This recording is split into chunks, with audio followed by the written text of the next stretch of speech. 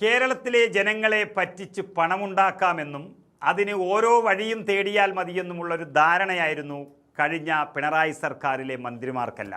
അതിലെ ഒരു വഴി മാത്രമാണ് മെസ്സിയെ ഉപയോഗിച്ച് കോടികൾ തട്ടിയത്. അതിനി മാധ്യമങ്ങൾക്ക് മുന്നിൽ വന്ന് 100 കള്ളന്യായം പറഞ്ഞുകൊണ്ട് മാറാനൊന്നും പോകുന്നില്ല. ഒരു കള്ളം പറഞ്ഞാൽ അതിനെ ന്യായീകരിക്കാൻ 100 കള്ളങ്ങൾ പറയേണ്ടി വരുമെന്നുള്ളത് സത്യമാണ്. കള്ളന്മാർ എന്നും കള്ളന്മാർ തന്നെയാണ്. നാട്ടിലെ ക്രിമിനലുകളും ലഹരി കച്ചവടക്കാരും ഒക്കെ പോലെയുള്ള സ്റ്റാറ്റസ് അല്ല ഇവർക്കുള്ളത് എന്നുള്ളത് കൊണ്ട് മാത്രം ഈ ചിത്രം ജനങ്ങൾ അവർക്ക് നൽകുന്നില്ല എന്ന് മാത്രം. അതിന് സമാനമാണ് ഇവരുടെയും തട്ടിപ്പ്, അത് തന്നെ പറയേണ്ടി വരും. എന്നിട്ടും അതിനെ ന്യായീകരിച്ച് വീരവാദം മുഴക്കുകയാണ് ഇങ്ങനെ മുൻ മന്ത്രിയും ഒരു സ്പോൺസറുമൊക്കെ. ഏതായാലും മെസ്സിയുടെ പേരിൽ നടത്തിയ തട്ടിപ്പുമായി ബന്ധപ്പെട്ട് മുൻ കായിക മന്ത്രി അബ്ദുൾ റഹിമാൻ കൂടുതൽ കുരുക്കിലേക്ക് പോവുകയാണ്. അതിൻ്റെ കൂടുതൽ രേഖകൾ ഓരോ ദിവസവും ഇങ്ങനെ പുറത്തു വരികയാണ്.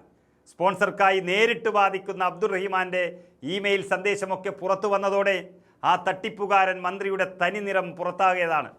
കേരളത്തിലെ 3.5 കോടി ജനങ്ങളെ വഞ്ചിച്ചിട്ടാണ് ഒരു കൊള്ളക്കാരന് വേണ്ടി ഈ മന്ത്രി വാദിക്കുന്നത് എന്നോർക്കണം.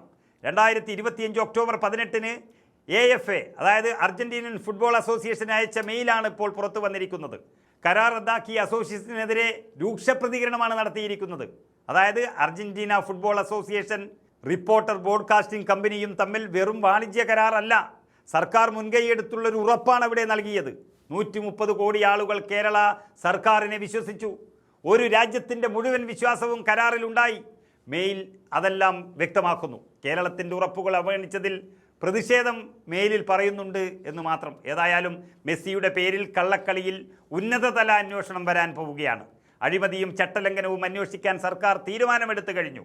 കായിക വകുപ്പ് സ്പെഷ്യൽ സെക്രട്ടറിയുടെ റിപ്പോർട്ടിലെ കൂടുതൽ വിവരങ്ങളും പുറത്തു വന്നിരിക്കുകയാണ്. പദ്ധതിയുടേത് വിചിത്ര ഘടനയാണെന്നും സർക്കാർ സംവിധാനങ്ങൾ ഉപയോഗിച്ച് ഒരു സ്വകാര്യ കമ്പനിക്ക്, ഒരു തട്ടിപ്പ് കമ്പനിക്ക് ലാഭമുണ്ടാക്കുന്ന ഒരു പദ്ധതി ആണിതെന്നും ആ റിപ്പോർട്ടിൽ പറയുന്നു.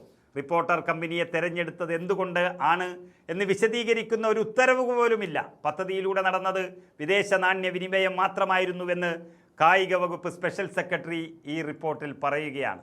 അതായത് കള്ളപ്പണം വെളുപ്പിക്കാൻ റിപ്പോർട്ടർ ചാനലും സർക്കാരിലെ മന്ത്രിയും ഒരുപക്ഷെ മുഖ്യമന്ത്രിയും ഒക്കെ നടത്തിയ വലിയൊരു തട്ടിപ്പ്. സർക്കാർ സംവിധാനങ്ങൾ ദുരുപയോഗം ചെയ്തുവെന്നും സ്വകാര്യ വ്യക്തിക്ക് ലാഭമുണ്ടാക്കാനുള്ള ഇടപെടലാണ് മന്ത്രി നടത്തിയത് എന്നും വ്യക്തമായിരിക്കുന്നു. സർക്കാരിന് പണം നഷ്ടപ്പെട്ടിട്ടില്ല എന്ന വാദത്തിൽ ഒരു കഴമ്പുമില്ല. 20 ദിവസം മുൻപ് മാത്രം രജിസ്റ്റർ ചെയ്ത ഒരു കമ്പനിയുടെ പശ്ചാത്തലം പരിശോധന നടത്തിയിട്ടേയില്ല. മന്ത്രി അബ്ദുൾ റഹിമാന്റെ വിദേശയാത്രയിൽ സർക്കാർ പണം ദുരുപയോഗം ചെയ്യപ്പെട്ടു എന്നുള്ളതും വ്യക്തമാക്കുന്നു. 14 ലക്ഷത്തോളം രൂപയാണ് ചിലവായത്. ഇത് പൊതുഖജനാവിൽ നിന്നും എടുത്ത പണമാണ്. സർക്കാരിനെ മുൻ മന്ത്രി എങ്ങനെ നോക്കുകുത്തിയാക്കി മാറ്റിവെച്ചു. 126 കോടി രൂപ നഷ്ടപ്പെട്ട സ്പോൺസർ അത് തിരിച്ചു കിട്ടാൻ ഒന്നും ചെയ്തില്ല എന്ന് പറയുന്നത് തന്നെ ഏറ്റവും വലിയ തട്ടിപ്പായി കാണുകയാണ്. ഏതായാലും ജയിലിൽ കൂലി വർദ്ധിപ്പിച്ചത് വെറുതെയല്ല. പല മുൻ മന്ത്രിമാരും അകത്തേക്കുള്ള പോക്കിൻ്റെ തിരക്കിലാണ്. ഇതിൻ്റെയൊക്കെ റിപ്പോർട്ട് ഇന്ന് ചേരുന്ന മന്ത്രിസഭാ യോഗം ചർച്ച ചെയ്ത് കൂടുതൽ നടപടി സ്വീകരിക്കുന്നതോടെ മുൻ മന്ത്രി അബ്ദുൾ റഹിമാൻ വിവരമറിയും എന്നുറപ്പാണ്.